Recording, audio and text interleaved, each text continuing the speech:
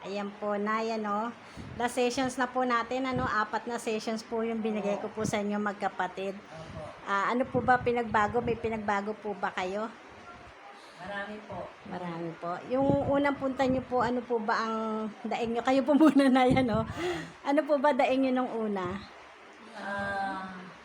Yung masakit yung balakang ko, hirap akong matagal lumakad, tapos namamanhid yung kamay. Tapos po, napag-desisyonan nyo po na tapusin nyo po yung sessions nyo, no? Taga, di ba, taga, saan na nga po kayo? Malabon, opo. Kahit na malayo kami, pinagtyagaan namin na matapos ang session. Para po maano. Pero guminawa naman po ba kayo? Malaki po ba pinagbago? Opo.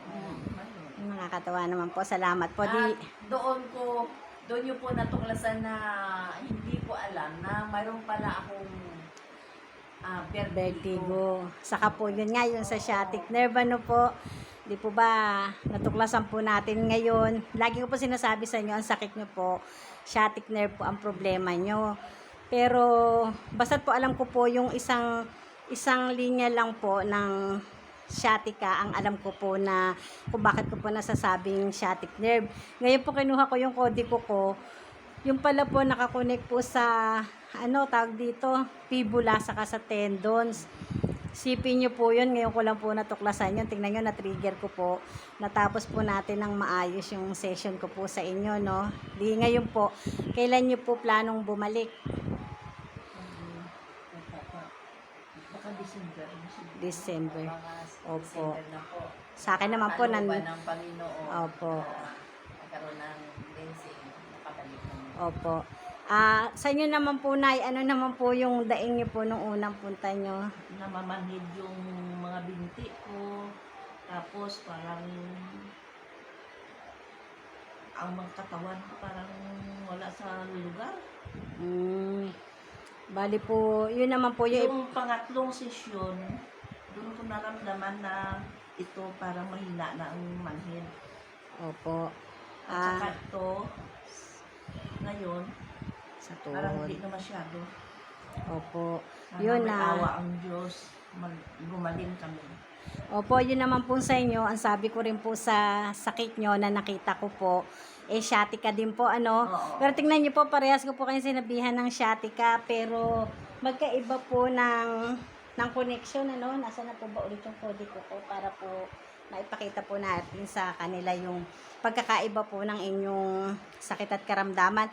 Yung sa inyo po, sciatica, pero ang pinagbabawal ko po sa inyo ay yung pagbubuhat, saka po yung pagyuko dahil baka po kayo mapunitan ng muscle, ano po. Di sciatic nerve po yun na nakakonect po sa herniated disc. Yun naman po sa inyo, nanay, muscle and nerve naman po.